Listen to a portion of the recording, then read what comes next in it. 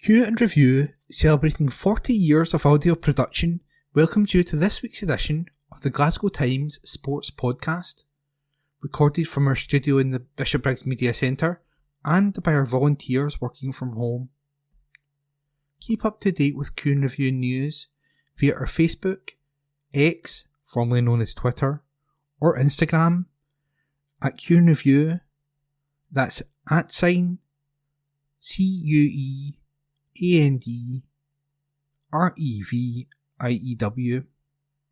or get in touch with us directly by emailing information@qandreview.com.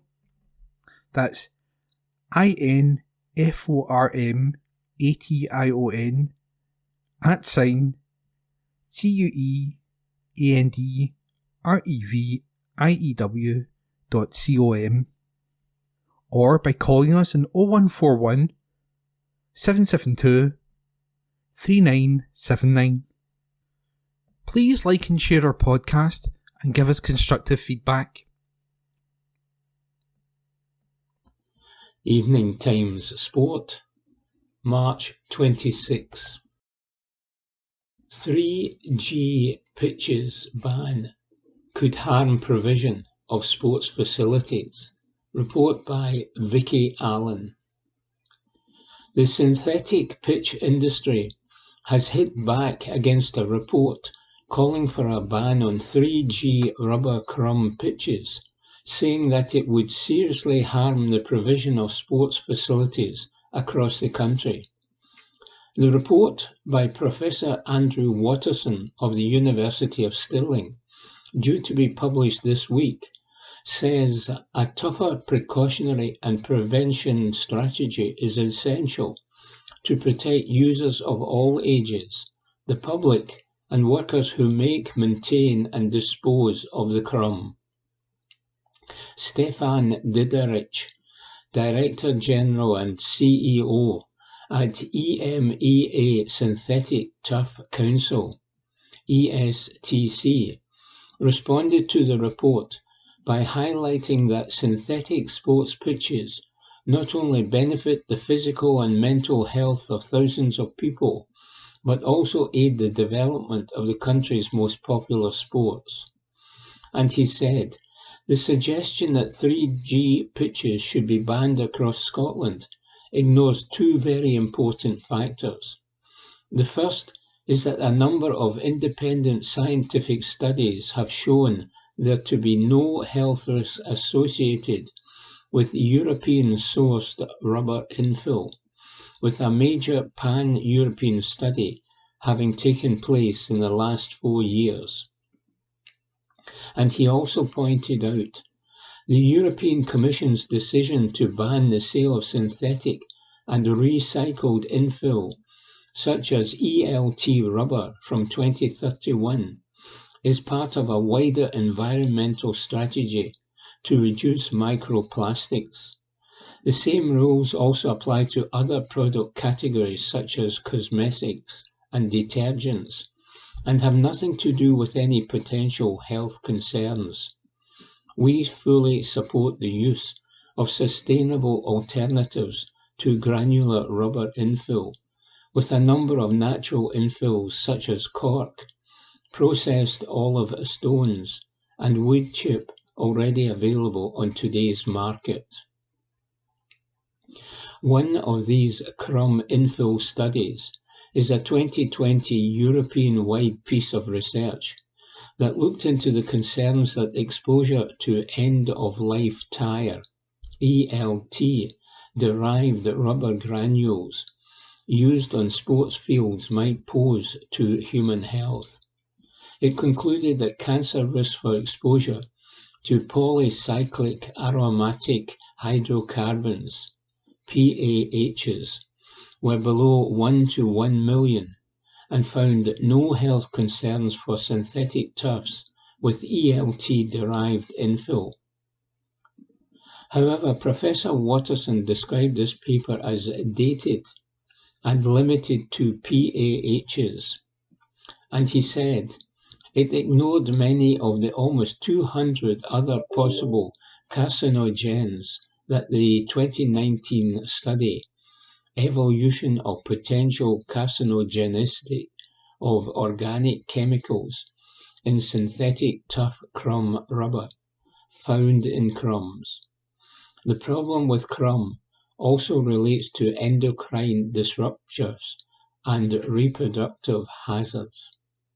There is no safe level, for example, for known carcinogens, only acceptable risk levels.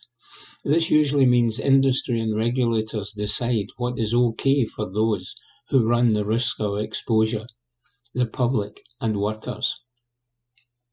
Professor Watterson also described the European Union decision on microplastics and infill as clearly due to health and environment concerns.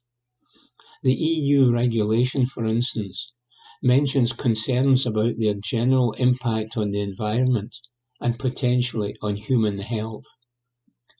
Because of the number of chemicals found in microplastics, like crumb rubber, increasingly scientists are advocating for the wider banning of products rather than individual chemicals within them, since the process of studying them and calculating risk to health is a long and difficult one, and the EU approach represents a way of tackling that challenge. The scale of the problem of crumb rubber is highlighted by the EU regulation, which says, infill material for use on synthetic turf sports surfaces is the largest contributor in terms of use of microplastics in plastics, as well as the largest source of environmental emissions of intentionally present synthetic polymer microparticles at European level. The EU regulation gives field owners 8 years to make the transition away from end-of-life tyre infill. Professor Watterson has urged the Scottish and UK governments to stop procrastinating and deliver their own ban. One of his concerns is that the UK does not mirror the EU's ban, which is due to come into play in 2031. Crumb rubber manufacturers will view the UK as a dumping ground. He is also concerned that some Scottish bodies are looking to the ESTC for guidance, and he says the reliance on an industry making, selling or installing artificial turf pitches for risk assessments of their products should always be balanced by independent sources. A Scottish Government spokesperson said, "We work closely with Sport Scotland and the Sports Pitch Construction Association and its Code of Practice, which acknowledges the difficulty in trying to balance the health and well-being benefits that come from the use of 3G pitches with environmental sustainability factors. There are currently no widely available alternative infill products with proven durability on the market that are as effective, suitable for all UK weather conditions, and deliver the required performance standards. At least 95% of the material in use falls within the limits set in restriction under EU REACH. However, Professor Watterson pointed out that alternative infills are increasingly available and that 95% only covers a limited number of chemicals in the crumb, not all its hazardous chemicals. And Professor Watterson added, natural grass already provides an alternative, but will not keep crumb rubber manufacturers and 3G pitch installers in business or profit. In the meantime, the UK synthetic pitch industry looks as if it may be able to continue selling its products in the UK without let or hindrance when a just transition policy should be adopted now. Report by Vicky Allen. Evening Times Sport, March 26. Glasgow Brazilian Jiu-Jitsu coach trains new generation. Report by Morgan Carmichael. A mixed martial arts gym in Glasgow has brought a groundbreaking initiative to their premises in the north of the city. The Grip House, based in Postle Park, has welcomed champion fighters and big-time winners through its doors since opening in 2005. And through the Grip House Academy, which holds kids and teens classes, the gym is hoping to be the starting point for future stars in the making, especially with the launch of their new Brazilian Jiu-Jitsu classes for youngsters aged 4.5 to 16, which runs 6 days a week. Nathaniel Montgomery, head coach for the Grip House Academy, told the Glasgow Times, "We are the first Jiu-Jitsu gym in Scotland, offering a 6-day-a-week program for kids. No other gym in the country is doing that. You find that most gyms house 1 or 2 classes for kids, but we want to make the sport as accessible for young kids as possible. A lot of gyms offer kids classes as an afterthought. Kids can be so limited for opportunity, so it is great that we can open it up and expose the sport to a wider range of children." The move comes after the team at the Grip House Academy noticed a significant growth in kids wanting to take part in the sport. Nathaniel explained, "We used to put on about 2 classes a week, and that can go for about 5 years. But now we're seeing the team constantly expanding. We have more kids wanting to train and more competing at an international level. We never thought we would see the interest get as big as it did. It was just something that we never expected." And Nathaniel has claimed that the classes, which have seen kids travel from as far as Inverness, are already making a difference despite only launching a month ago. And he confessed, "The classes are making a difference. We are already seeing the kids evolve and become more confident. The amount of them who have started so nervous and shy and have since completely come out of their shell, it is helping kids at school be more confident."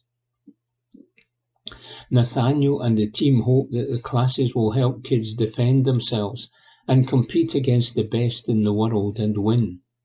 In a typical class, kids can expect to warm up with some jiu-jitsu games, learn some moves in depth, and spar with a partner. The classes are ASN friendly, and toddler jiu-jitsu classes will be set up in due course for little ones aged between 2.5 and 4.5 years. The Grip House Academy have low-income support available for their classes. Evening Times Sport, March 26. Nick Roger on John Ram reflecting on what he's missing as Masters looms. "You will probably not be interested in the slightest to know that I do enjoy cooking. Saying that, I bet this modest revelation has now got you thinking.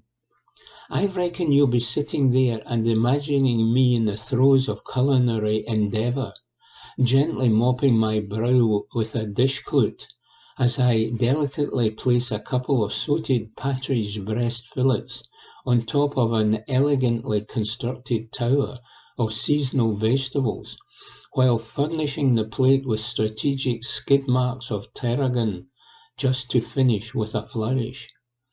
Either that, or you're just envisaging a ham-fisted nincompoop whose idea of pioneering gastronomic adventure is tossing some hand-torn basil over a bloomin' pot noodle. Yes, I thought that would be the case. Anyway, this cuisine-related meander was sparked by the unveiling last week of John Ram's menu for the champions' dinner ahead of the Masters. I don't know about you, But as far as I'm concerned, the level of oohing and eyeing that's now generated by some grub served up to a few fellows in green jackets is about as nonsensical as the fawning coochie-cooing that goes on during the utterly unwatchable Par 3 contest. Ah, those cherished dewy-eyed masters' tradition. In this age of relentless, all-consuming coverage of this, that, and the other, you half expect to press the red button on your TV remote control during tournament week and find a channel dedicated entirely to the champions' dinner, with the great Jim Nance providing a running commentary of whispering reverence as Larry Mize slaughters some of Mama Ram's classic lentil stew down his thigh. Mama Ram's stew, by the way, is on the menu along with a variety of other tasty tapas, a Basque crab salad, a chunk of ribeye and some turbot with white asparagus. It sounds like something this correspondent would rustle up when I cannot be bothered to do my signature pot noodle. But let's move on. If the master's menu tickled your taste buds, then Ram's own words provided plenty of food for thought. Absent from a rip-roaring Players' Championship the other week due to his defection to LIV Golf, and unable to defend his American Express and Genesis Invitational titles already this season because of his PGA Tour suspension, Ram spoke candidly about what he was missing. He said, "I'm not going to lie. For everybody who said this would be easy, some things have been, but not being able to defend some titles that mean a lot to me has not. I still watch golf because I love watching it. It's hard not being there, but it's done. It's in the past. Joining LIV is a decision I made, and I'm comfortable with it, but I'm hoping I can come back." As the Spaniard spoke on a media teleconference, there was a wistfulness to his words, a sense of yearning that could have been accompanied by the melancholic piano arrangement at the end of an old episode of The Hulk, when Dr. David Banner walked off into the sunset. Of course, plenty of observers will say, "Boo-hoo, you knew what you were getting yourself into when £450 million was shoved in your face by the Saudis," or words to that effect. Sympathy in many quarters will be in short supply. The idea, though, of the reigning Masters champion watching the PGA Tour's flagship event unravelling at Sawgrass on the TV remains a peculiar reality of these fractured times. Eamon Lynch, the Golf Channel broadcaster and Golf Week columnist, made a shrewd observation about Ram's views on a recent LIV event in Hong Kong. "Ram praised the people and the food," wrote Lynch. "He is a competitor reduced to a concierge." For a fierce competitor like Ram, who revels in the cut and thrust of championship golf and thrives in the atmosphere of the big occasion, those kind of cutting barbs are a sobering reminder of what he has sacrificed. Regardless of all the millions that have been tossed his way, there must be a huge feeling of unfulfillment. Here he is, competing in 54-hole events, in front of relatively sparse crowds, with music playing in the background, and with a reduced media presence, while his old peers on the PGA Tour are going toe-to-toe in a thrilling finish to a Players' Championship that went right down to the wire. Money can buy you a lot of things, but what would Ram have given to be involved in a finale like that? LIV's signing of Ram was a mighty coup. In many ways we thought it would be a watershed moment for the men's game, a tipping point that would bring an end to all the poaching and the defections, help restore some order and accelerate the move towards a united front in the splintered upper echelons. There's still a heck of a sorting out to do though. The journey towards a peace deal continues to be a long and winding road. Said Ram, I just want to see the best in the world being able to compete against the best in the world again. The world number 3 will get his own chance to do that at the Masters and in the rest of the majors. Away from those big 4 events though, he'll still be an outsider looking in. Perhaps Ram's Champions Dinner menu should have included some humble pie, says Nick Roger. Evening Times Sport, March 26. Manchester United great on the superpower that's made Scott McTominay a star. Report by Matthew Lindsay. In the 13 seasons that he spent in the first team at his boyhood heroes Manchester United, Wes Brown won the Premier League 5 times, lifted the Champions League twice, and made 23 appearances for England. The versatile player, who was equally comfortable playing at centre-half or right-back, was dubbed the long-sight libero by adoring supporters of the Old Trafford club because of his cultured displays at the back, at home and abroad. Yet there was one skill which always, despite his repeated attempts to master the art, eluded him during his illustrious playing days. Said Brown, in training for 12 or 13 years, I was always trying to perfect the timing of my runs into the box. But believe me, as I found out, you're definitely born with it. Paul Scholes was good at it, and you'd have to say that one of the very best at it was Frank Lampard. His timing was fantastic. His goal-scoring record was fantastic. Brown knows it is a God-given gift, which Scott McTominay possesses in abundance, having witnessed the Lancaster-born player net important goals for both United and Scotland from midfield in the past couple of seasons. In fact, he feels it is why the 48 times capped 27-year-old, who netted on no fewer than 7 occasions in the Euro 2024 qualifying campaign, has put his difficult spell at his club behind him and established himself as a first-team regular. And he said, you do feel watching Scott and the way he runs into the box that he's definitely got that ability, 100%. The thing people have never understood about Scott is that he's always had the right energy, right commitment. He's doing that for Scotland, but for me, he's always done that for Man United.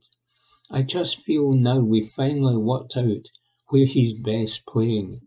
That's a little more of an attacking midfielder. I'm not going to lie. When I first saw Scott play, I look at him and his physique and think he's the perfect body type. Tall, strong, slim, fast, athletic for a central defender or holding midfielder. He can certainly do that. But what we've learned over this season is that his timing of runs into the box and his willingness to make runs into, plus his scoring ability, makes him a threat. I think we've only just worked that out, if I'm quite honest.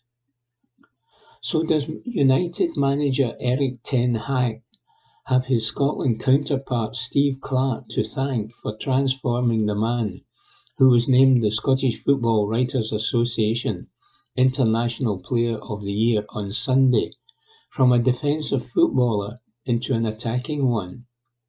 And Brown said, yes, I do, because he's been in that position with Scotland fans aren't shocked. They're now thinking, OK, Scott can play higher. When Scott first got into the team, it was all about him holding. That's fair enough. But I feel he's more effective running into the space and timing his runs into the box. which is one of the hardest things in football to do. What you will know, Scott always gives 100%, whether it's for Scotland or Man United. We see it week in, week out, tracking back, tackling, everything. Scott's from the youth team, so he gets it. He's passionate as well. But I just feel a little bit more has come out of him as a player. Another year's experience.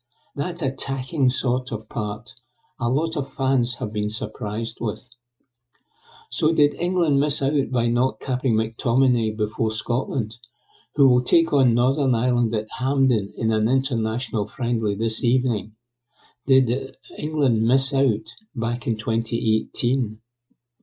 Brown knows there was never any prospect of getting a player who qualifies to play for this country through a father who hails from Helensburgh to pledge his international allegiances to the land of his birth. And he said, if you ask Scott, he'd say he was Scottish. He wants to play for Scotland. There's probably many players who have got two sides where they can go either way. But he's Scottish and he's a proud Scot as well. It would be like me asking Darren Fletcher if he wanted to play for England. He would tell me to do one. The main thing for me is that Scott's a great lad, and speaking as a fan as well, he gives it everything, every game. I'm sure he does that for Scotland. Report by Matthew Lindsay. Evening Times Sport, March 27. Former Rangers captain delighted at Davy Cooper statue restoration. Report by Matthew Lindsay. Former Rangers captain Davy McKinnon has welcomed the refurbishment of Davy Cooper's statue in the grounds of Hamilton Palace and paid a glowing tribute to the 189,000 people who backed an appeal to restore the memorial to its former condition. The bronze statue was erected in honour of the Scottish football great in his hometown of Hamilton by South Lanarkshire Council back in 1999, 4 years after his death from a brain hemorrhage at the age of just 39. McKinnon, who played alongside the former Clydebank, Rangers, Motherwell and Scotland winger at Ibrox in the 1980s, was upset at the state of disrepair it had fallen into and posted a picture and a video on a social media website last month. That prompted calls to clean up the statue and plaque from across the globe. They were spotted by council representatives and immediate action was taken.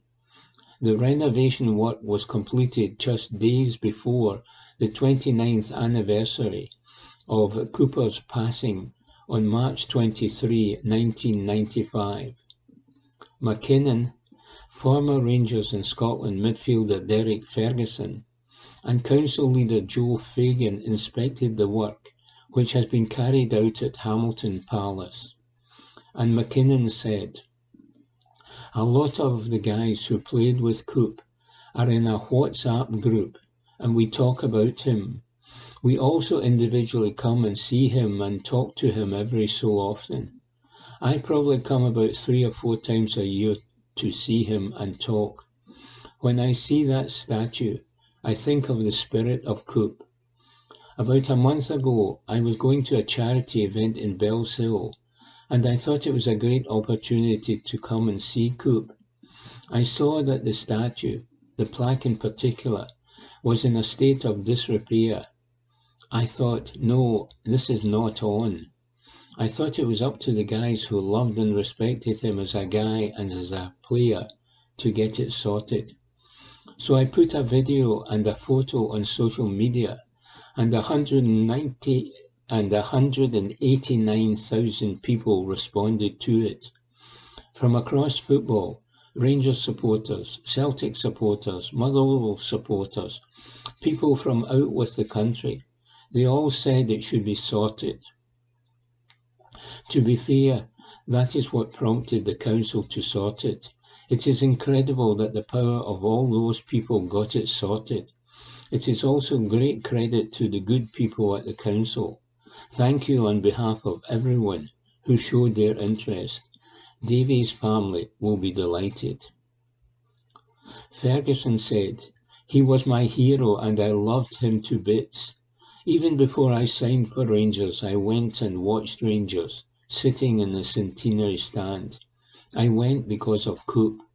I wanted to be like him, just like the other guys. I was never going to be like him, but I tried. Then the next thing I'm training with him and playing first team with him. That was surreal. In terms of his touch and control, what a player. But he always had time for the younger ones. He was portrayed in the media as the moody blue, but with us he wasn't like that at all. I won't say which other ones, but some of them didn't have time for you, either at Ibrox or at training. For him to go at 39 was just tragic. He'd just started coaching, and he'd have been a brilliant coach. If you were having a 1-2-1 with him, it would have been like gold dust. The likes of Ian Durant, Robert Flack, and myself, we all had them with him. I love where the statue is because I know he loved it down here." Councillor Fagan said, "I'm delighted we have been able to restore this statue, recognising the life of one of our area's most famous sons. It was unveiled 25 years ago, and inevitably time has had an impact on the statue and its signage. So it is great to see the overhaul of the statue and its surrounding area. A big thank you must go to the Council's Grounds Services team for all their hard work returning the bronze statue to its former glory." Report by Matthew Lindsay. Evening Times Sport, March 27. Two executives behind vindictive Celtic call named by Green Brigade. Report by David Irvin. The Green Brigade have named Celtic executives Michael Nicholson and Chris Mackay as behind the vindictive action to refuse to allow the Celtic end. The fan group released a stinging statement today claiming efforts to facilitate the Celtic end for the upcoming women's match against Hearts next month have been unsuccessful. Celtic women take on Hearts at Parkhead on Sunday, April 21, and the fan group wanted to recreate the Celtic end with a packed section in the Jockstein stand to back the team. However, the request has been booted out, with the group slamming the shameful decision and announcing they would not attend the match as a result. The group claim Nicholson and Mackay have made the decision. The group state that the refusal to facilitate the Celtic end comes in stark contrast to the fixture last month, where a record crowd attended and fan representatives worked constructively with the club. The lengthy statement read, "Despite our best intentions and efforts, the club has refused to facilitate the Celtic end for the upcoming Celtic Football Club women matches at Celtic Park. This is in stark contrast to similar matches last May, where fan representatives worked constructively with the club to promote the matches and draw record crowds.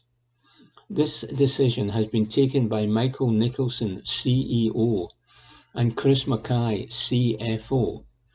It is vindictive against the concept of the Celtic end, the fan groups behind the idea, and the thousands of fans who want to see some level of consideration given to a goal-end standing section to rejuvenate a stale Celtic Park.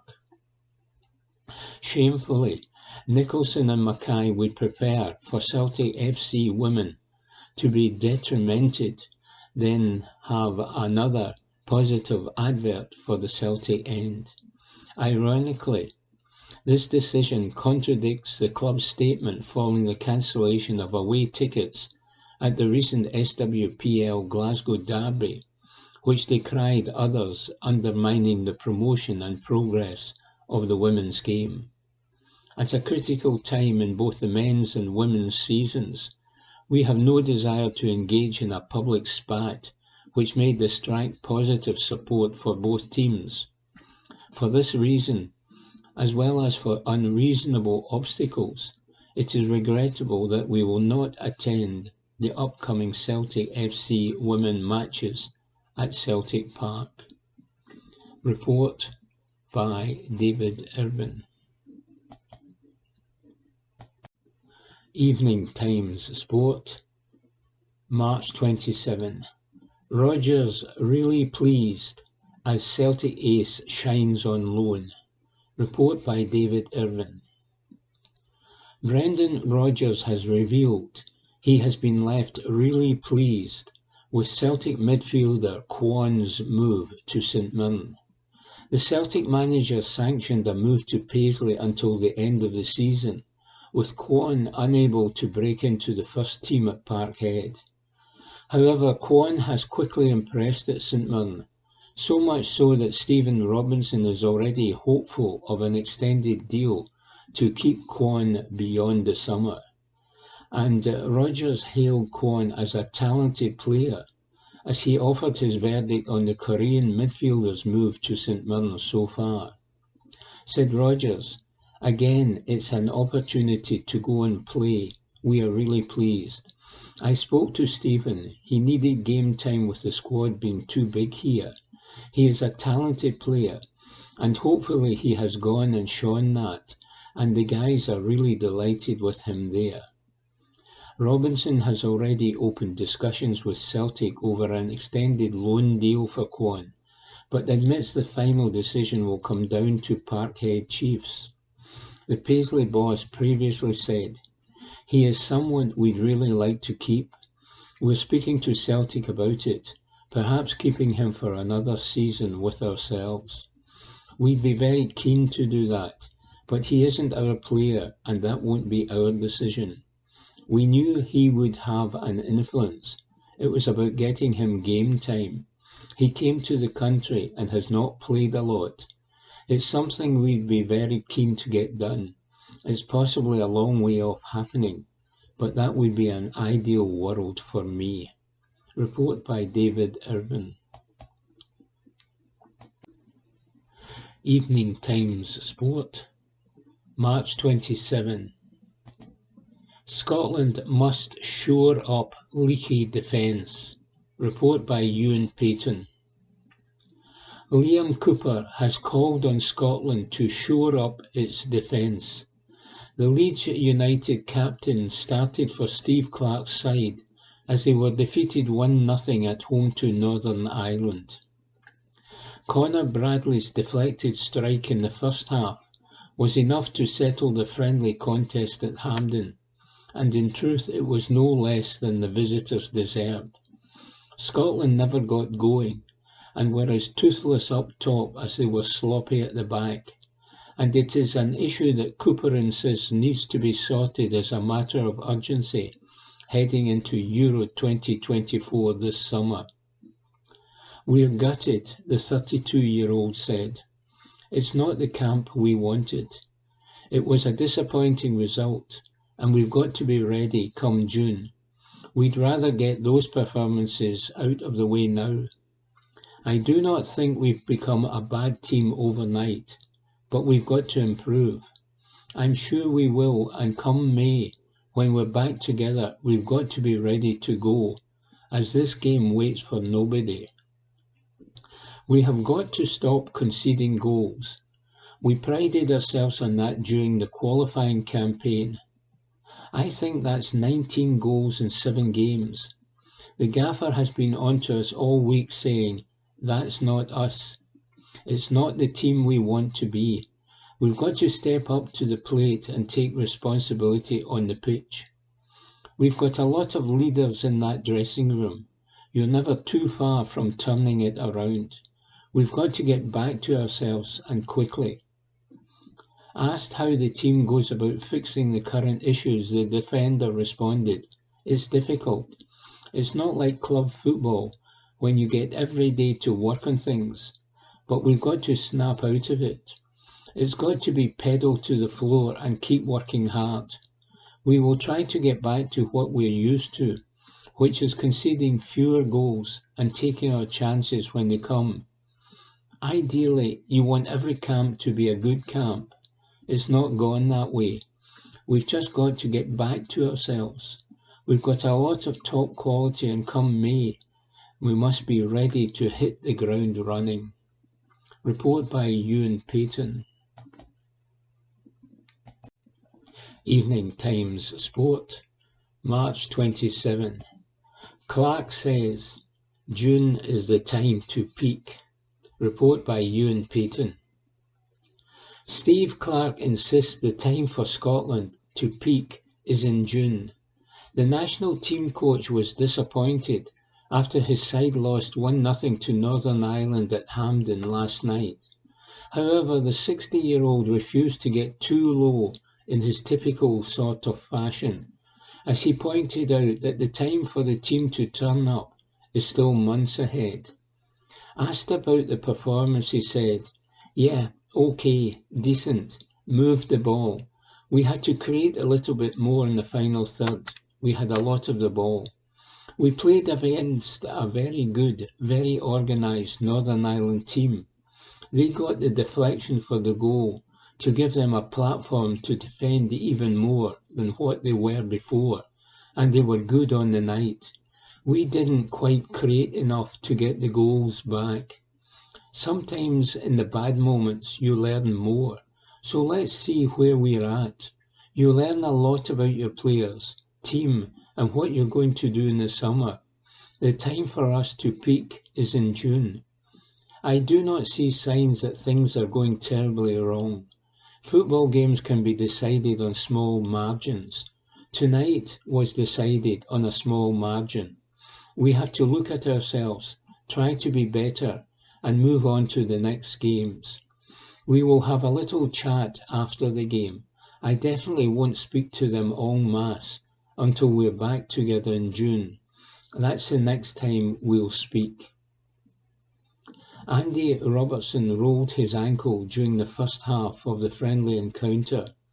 It's a worry for the defender ahead of the title racing with Liverpool in the months ahead, but also with the European Championships commencing in around 11 weeks.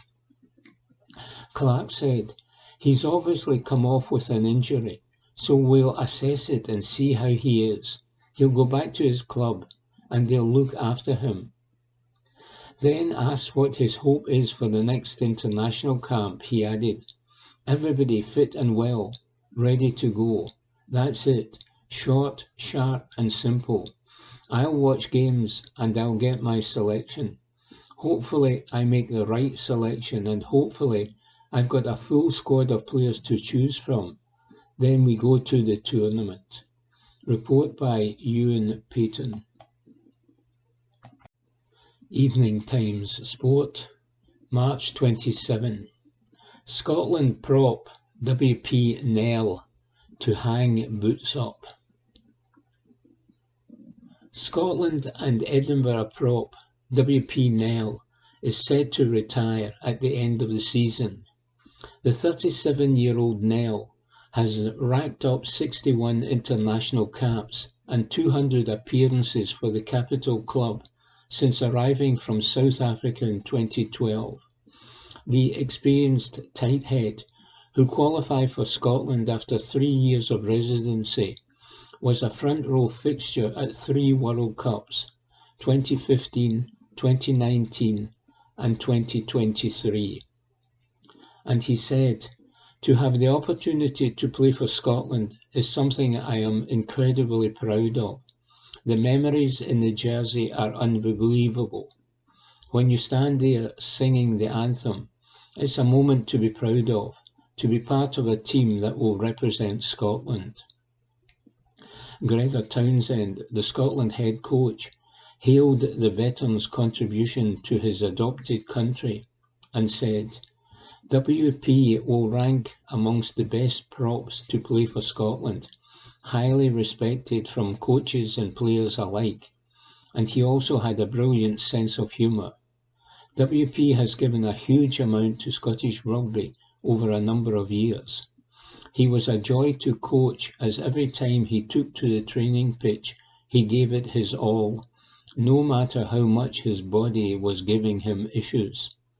We'll miss his smile, his love of the scrum, and some very skillful moments that often lit up our training sessions. We wish him all the best for the rest of the season and in his retirement."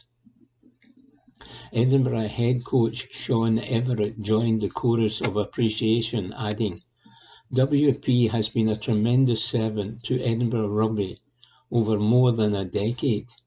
He's one of only 3 double centurions in the club's 150-year history, and has made 61 appearances for the Scotland national team in an incredibly tough position. I know he'll continue to give everything to the jersey, as he always does, for the remainder of the season."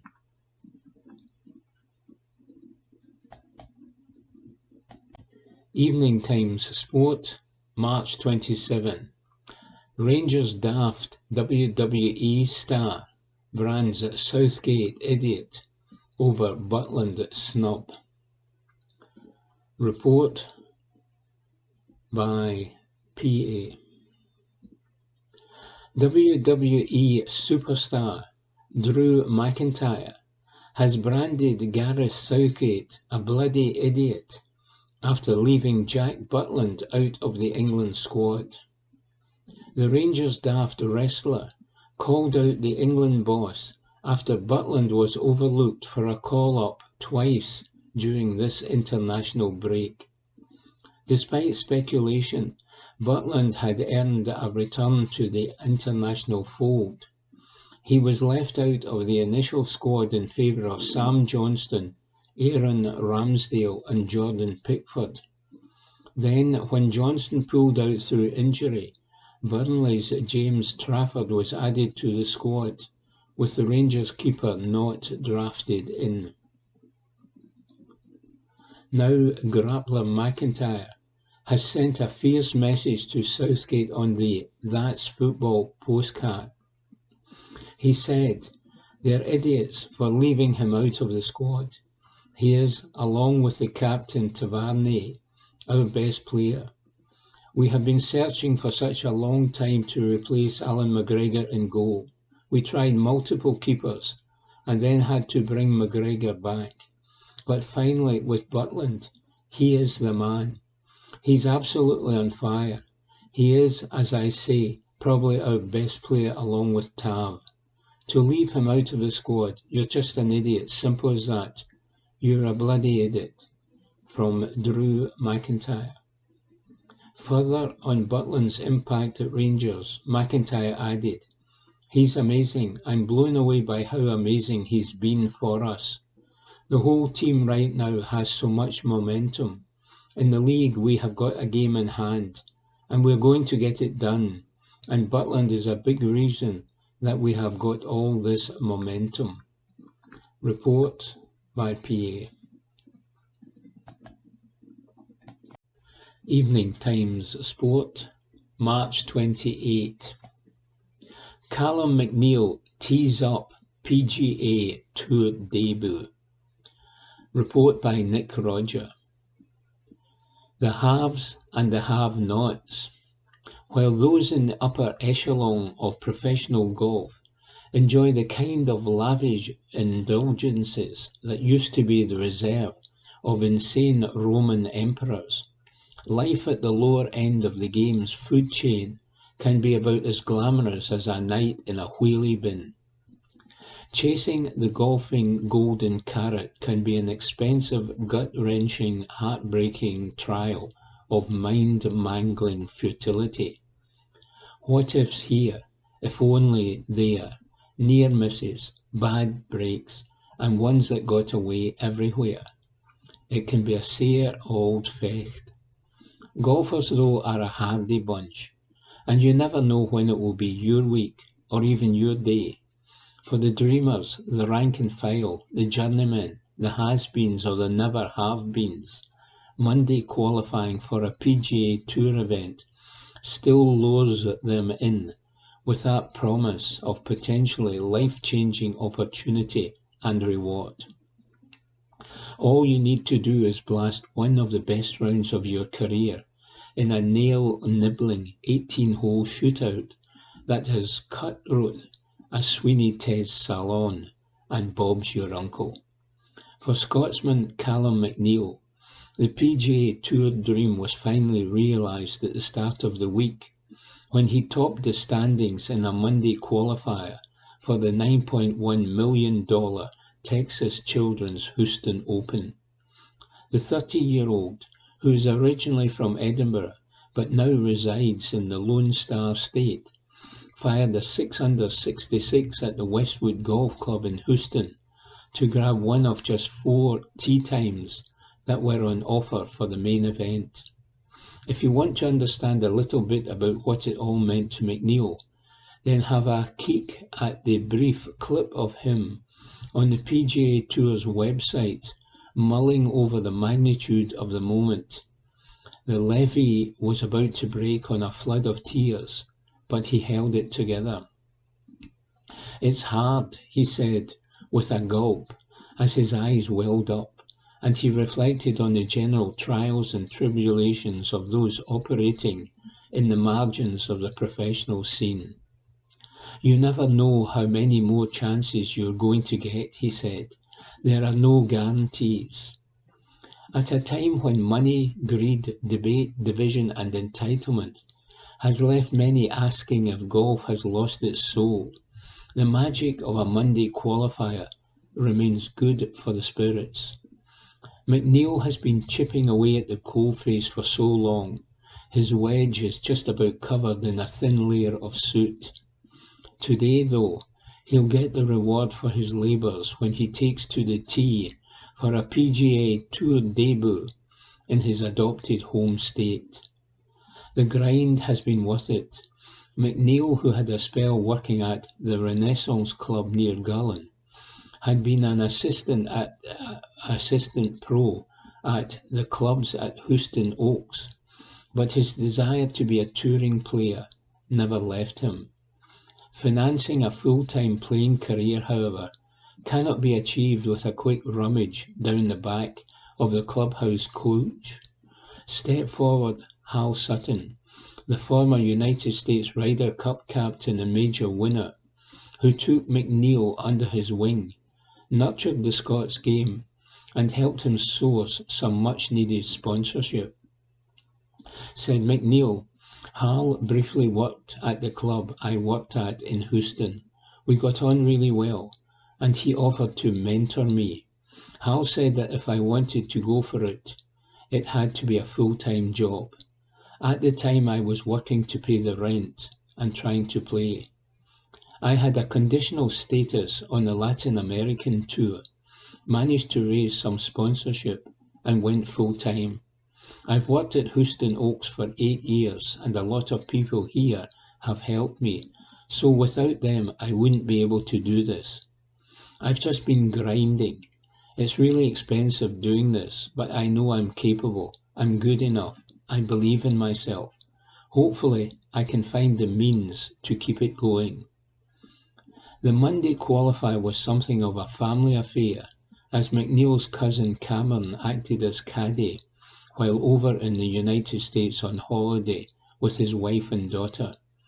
He was due to fly back before the actual tournament. "I might have to change my flight now, so I think I'll be putting it on the credit card and staying for the duration," said Cameron, who will watch on from the sidelines. As for McNeil, well, he's set to take flight in the first class of the PGA Tour. Report by Nick Roger. Evening Times Sport, March 28. Green Brigade permitted Celtic Park entry for women's clash. Report by Ewan Payton. Celtic have revealed that the Green Brigade will be permitted entry to watch the women's team take on Hearts next month. The Ultras group had accused the club of being vindictive after they were denied access to the Jockstein stand to recreate the Celtic end for the crucial upcoming Scottish Women's Premier League encounter. The Green Brigade had hoped to fill out the lower tier of the stand behind the goal, much like they did last May, to cheer Elena Sadiku's side on as they compete for the title with Rangers and Glasgow City. However, they have now planned on boycotting the match against Hearts on Sunday, April 21, after being denied entry to this area of the stadium, taking aim at CEO Michael Nicholson and CFO Chris Mackay in particular. Now Celtic have confirmed that the group has always been permitted entry to the game, but this will be in the rail seating section, where the Green Brigade is usually housed. A club spokesperson said, "The group was made aware that the Jockstein would not be made available due to certain safety concerns relating to this specific area, but arrangements have been made by the club to allow the group to attend within the rail seating section. This has been communicated to the group, and the club hopes that as many supporters and supporter groups as possible come along to support Celtic women at the upcoming Celtic Park matches, as well as all other matches." Evening Times Sport, March 28. Groundsman crossing the Dundee divide. Report by Ewan Payton. Very few players have done it, but when it comes to backroom staff, people can be easily forgiven for crossing the city divide. That's exactly what is happening in Dundee, as the Dens Park Club look to solve their pitch issues. The Dark Blues are currently being investigated by the SPFL after their pitch led to 4 postponements in the City of Discovery this season. The latest was a little under 2 weeks ago, prior to the international break, when their live Sky TV clash with Rangers was called off less than 2 hours before kick-off. Dundee's long-standing groundsman Brian Robertson and his son, also named Brian, were dismissed earlier this season. Now they have taken the first steps to fixing the pitch woes by snapping up Dundee United's groundsman Paul Murray. It is understood Murray has handed in his notice at Tannadice and will begin working at Dens, famously situated on the same road, in the summer. In the meantime, Dundee has enlisted the help of Premier League partners Burnley and specialist turf company All Grass to keep on top of their pitch problems. It's an away game up next for Tony Docherty's side this weekend, as they make the short trip to Perth to face St Johnstone. Jordan McGee is back in contention for the visitors, something that pleased manager Tony Docherty no end. Report by Ewan Payton. Evening Times Sport, March 28. Huge Celtic injury boost. Report by Ewan Payton. Callum McGregor's return to the Celtic team is imminent, according to Brendan Rodgers. The midfielder picked up a knock in training and missed recent matches against Hearts and Livingston earlier this month. The Achilles and calf issues kept him out of those games. However, he is expected to come straight back into Rodgers' starting lineup in West Lothian this Sunday. Rumours surfaced online that the Scottish international would be ruled out for the remainder of the season with the injury problem. However, speaking to the club's own TV channel, Rodgers moved to dispel that speculation, instead offering a positive update on his impending return.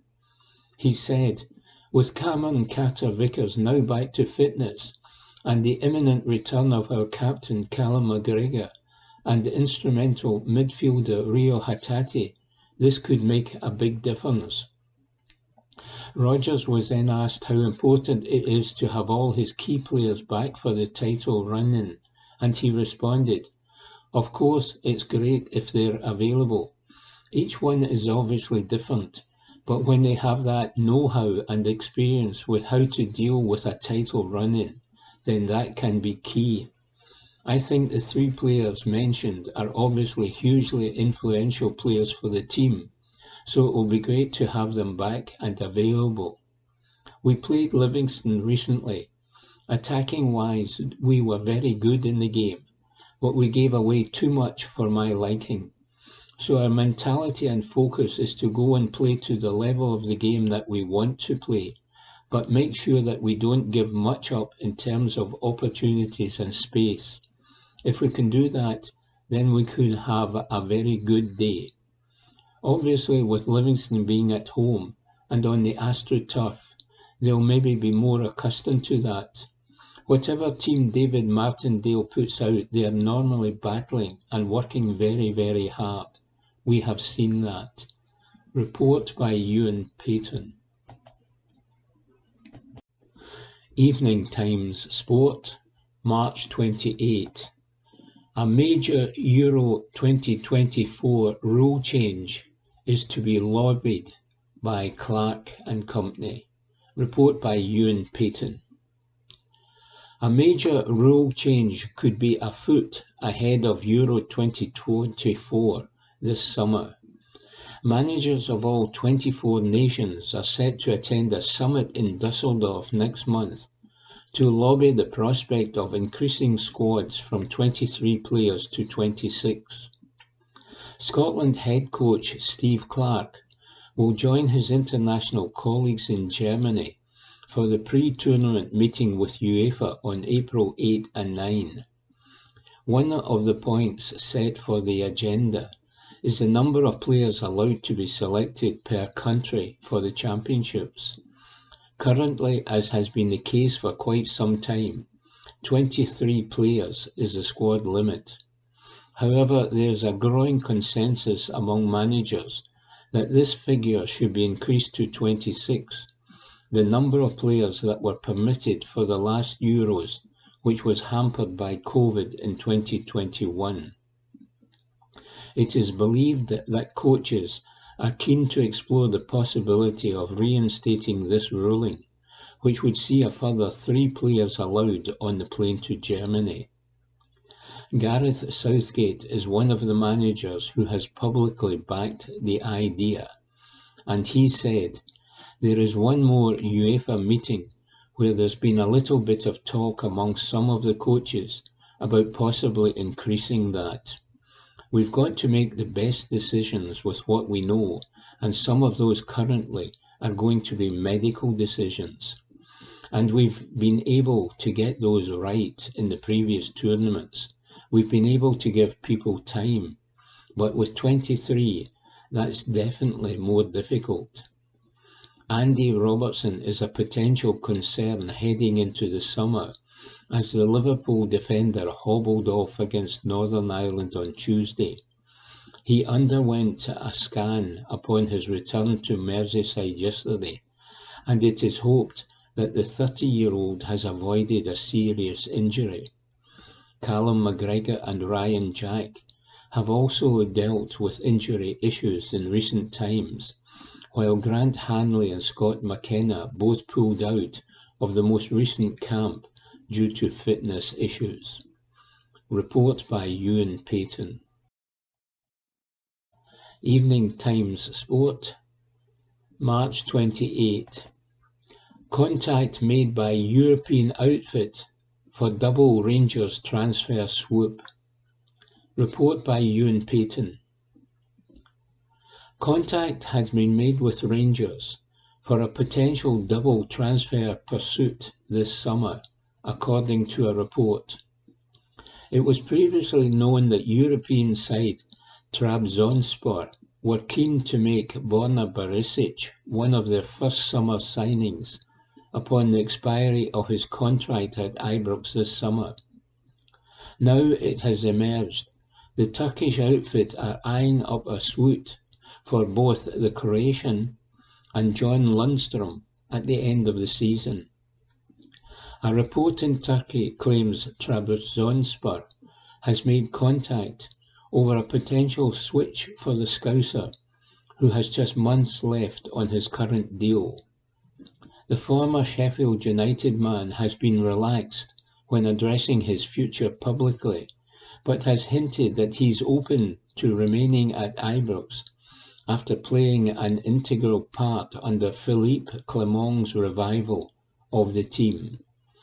No agreement has been struck yet though, and so the player is free to discuss his future with any interested parties. Meanwhile, Steve Clarke has suggested that Nathan Patterson's Scotland form has suffered because he has not featured regularly for Everton in the Premier League in England this year. However, he has backed the former Rangers right back to learn invaluable lessons from the costly error he made in the 1-0 defeat to Northern Ireland at Hampden on Tuesday evening. Patterson gave the ball away to Connor Bradley inside his own penalty box in the first half of the game, and the Liverpool youngster fired with a little help of a deflection into the top right corner to open his account at international level. The 6-foot-tall 22-year-old, who started in the matches against the Netherlands and Northern Ireland because Aaron Hickey of Brentford is sidelined with a hamstring injury and has not played since October, has enjoyed some outstanding games in a dark blue jersey in the past. Report by Ewan Payton. From the Glasgow Times, Monday the 1st of April, from the sports section, ex-ref verdict on controversial Rangers penalty and encroachment call. Article by David Irvin. Former Premier League referee Dermot Gallagher has backed the decision to award Rangers a penalty against Hibs, but also called their goal out. The ex-Whistler branded the decision to award the spot kick absolutely right, but admitted he missed the foul on John Souttar in the first instance. Gallagher added that a yellow card for Nectar Triantis was also the right decision after the collision in the box at Ibrox. On Sky Sports Ref Watch, Gallagher explained, "When I saw this I thought really harsh, but when I saw the replay when it goes to the VAR, absolutely right. And what I would also say, also a yellow card. Flailing arm catches him in the face. Credit to VAR because when I saw it at first I didn't think foul. When I see the replay, definitely a foul." James Tavernier's penalty was saved by David Marshall, and Scott Wright's rebounded effort, which found the net, was ruled out for encroachment. A VAR review resulted in the goal being chopped off due to Wright being inside the penalty area as the spot kick was taken and then being actively involved in the rebound. On the encroachment call that saw Wright's strike ruled out, Gallagher added, "If he had size 6 boots instead of a size 8 he wouldn't have encroached. But he does just encroach, and because it's him that scores, because this is all about the impact and who impacts on the rebound. If you look at it, it's actually Scott Wright that is in the box and he scores, so disallowed. This is where there is zero tolerance, isn't it? Once you have VAR there and you can see the line. Once his toe is over the line, that is it." And that article was written by David Irvin. From the Glasgow Times, Monday the 1st of April, Sport. Livingston 0, Celtic 3. Instant reaction to the burning issues. Article by Graham McGarry. Celtic warmed up for their trip to face Rangers at Ibrox next Sunday in fine style as a second half goal rush brushed Livingston aside in West Lothian. The hosts provided a hard defence to crack early on, but Celtic eventually broke their resistance through a Jamie Brandon own goal, and further strikes from substitute Paulo Bernardo and Matt O'Reilly gave their huge travelling support to the Easter Sunday celebration they came for. Here are the talking points from Almondvale as Celtic returned to the top of the Premiership, with their fans loudly proclaiming "Bring on the Rangers" at full time. Ryo Hatate impresses upon his return. The Japanese midfielder made his long-awaited return to action for Celtic, his first appearance since early January after injuring his calf playing for his country at the Asian Cup, and it was immediately evident what he brings to the party. The Celtic fans chanted his name loudly from the off, and he was straight into the action, picking up the ball from the backline and quickly passing it forward, bringing a dynamism to the midfield that Brendan Rodgers' side had sorely lacked at times this season in his absence. Some of his penetrative passing was a joy to behold, picking out the runs of Alistair Johnson and Nicholas Kuhn in behind on the right, and Daisen Maeda on the left. The end product from those areas didn't always match the supply, but Hatate himself almost provided it himself as a frustrating first half for the visitors dragged on, curling her right foot effort just past from the edge of the area.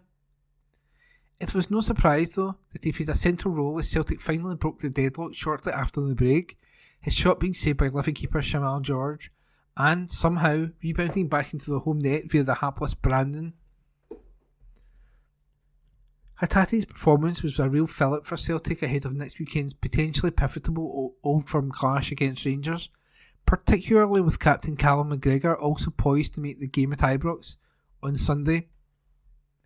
When Hatate was withdrawn to be replaced by Bernardo on the hour, the Celtic crowd around 3/4 of the stadium rose to acclaim his showing. The difference that these players make to the Celtic side, as Hatate showed here, is massive.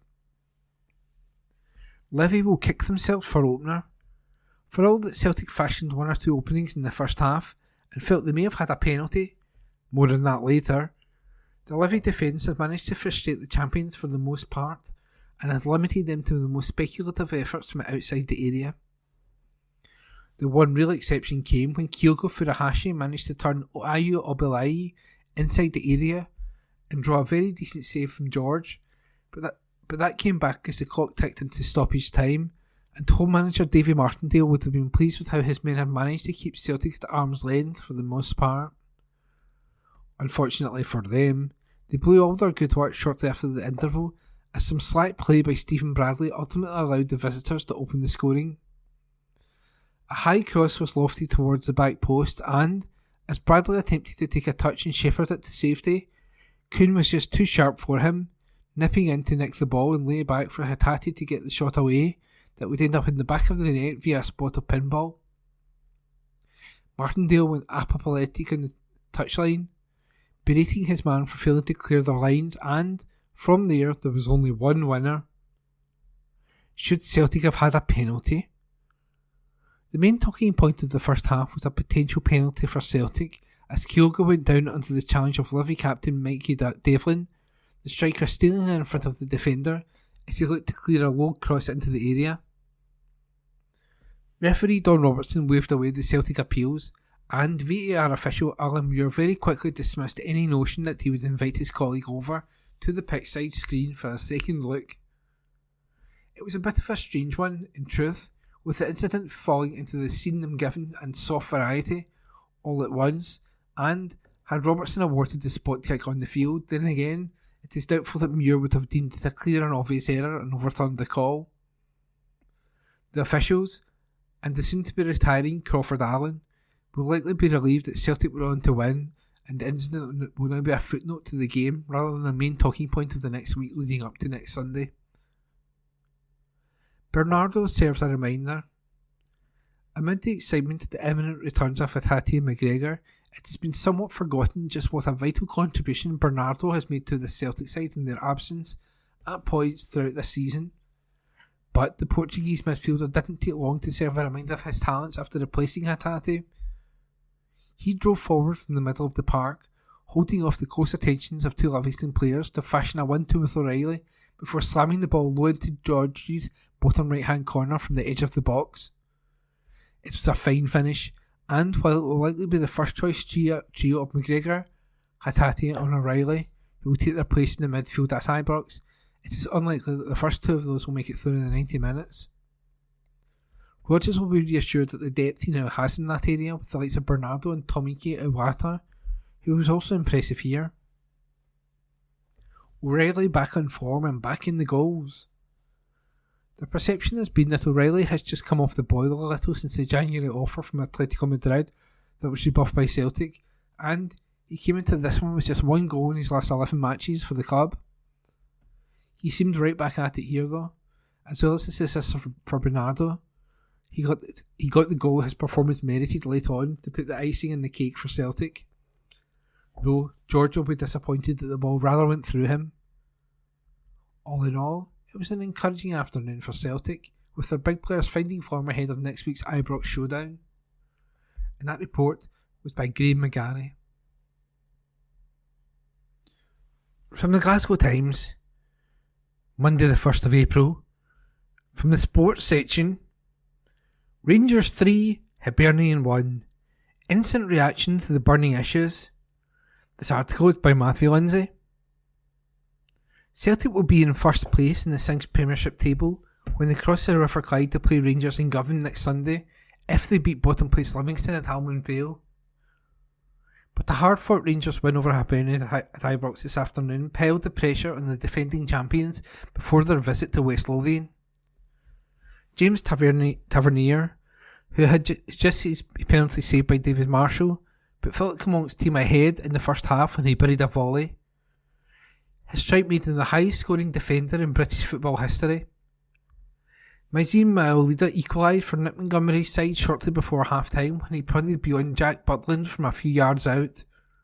However, the match was not level for long.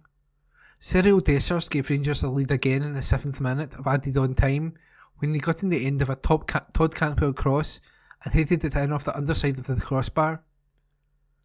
Rabbi Matondo replaced Fabio Silva in the second half and wrapped up the 3 points with 5 minutes of regulation time remaining when he curled a long-range shot beyond Marshall.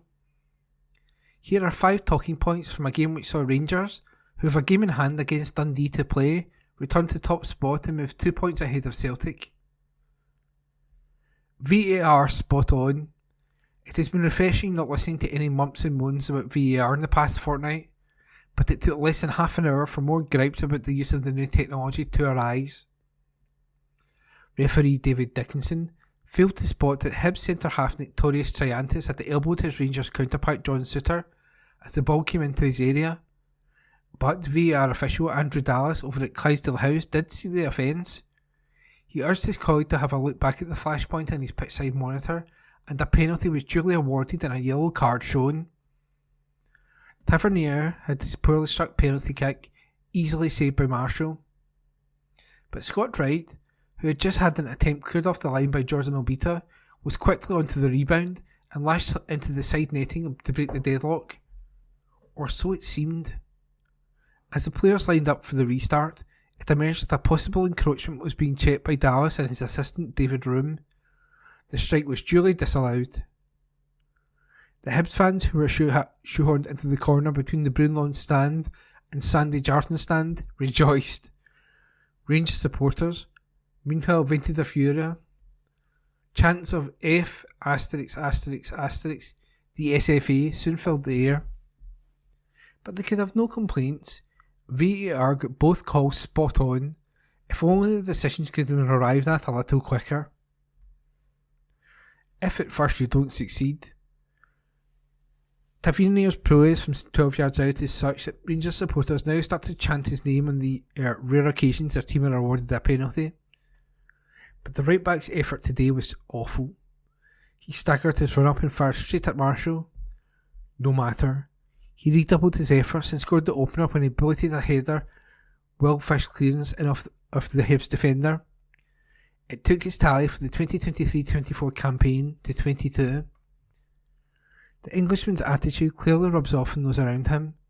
Nobody in a light blue jersey stopped breaking forward, tracking back or probing for an opening this afternoon. Tavernier slipped and fell flat on his face when he was taking a corner in the second half and gave the ball, which he only managed to move a few yards, away to Yuan. It was a bizarre, probably highly embarrassing moment. Not that it deterred him. He promptly teed up Dessers with a scoring chance his teammates should have buried. He was a deserved recipient of the man of the match champagne. Borna's back. The unspecified injury which Friedrich Yilmaz picked up when he was away with Turkey during the international break saw Borna Barisic return to the Rangers side.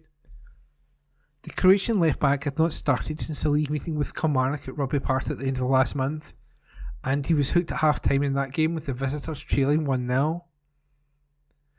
Yilmaz has enjoyed his most consistent spell of form since moving to Glasgow in a £3.4 million transfer from Besiktas in his homeland in 2022. Of late, Barisic, meanwhile, has just not been his own old self.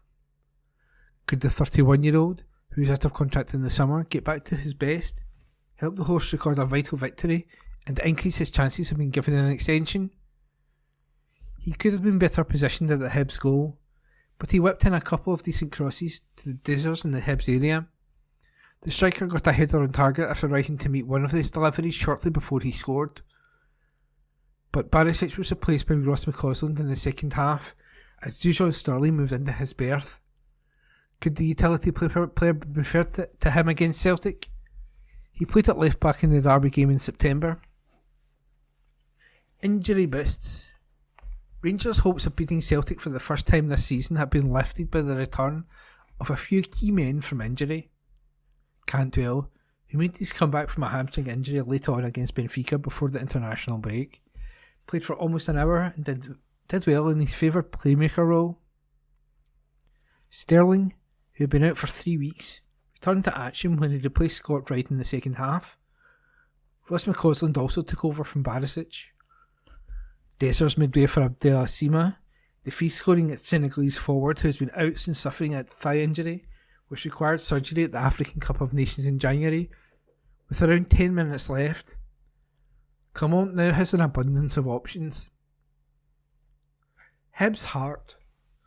This result continued Hibs' dire run against Rangers in the Premiership. The Edinburgh club last defeated their Glasgow rivals in the league way back in 2018. But Montgomery's men gave their opponents a game today. They equalised and added on time at the end of the first half when Yuan supplied Maize and Mailida and always looked capable of levelling on the counter in the second. The tension around the ground was palpable until Matondo netted. Martin Boyle, who had been sidelined since suffering a concussion in the Scottish Cup game against Rangers in Leith earlier this month, coming on for Uran in the second half, drew a huge cheer from the away supporters. If Hibs can continue to play with the same intensity in the coming weeks, then they can secure a top 6 spot. And that article was written by Matthew Lindsay and read by me, Ian McKenna. From the Glasgow Times, Monday the 1st of April, from the sports section, Rangers manager welcomes end of strange old firm away fans lockout. Article by chief football writer Matthew Lindsay.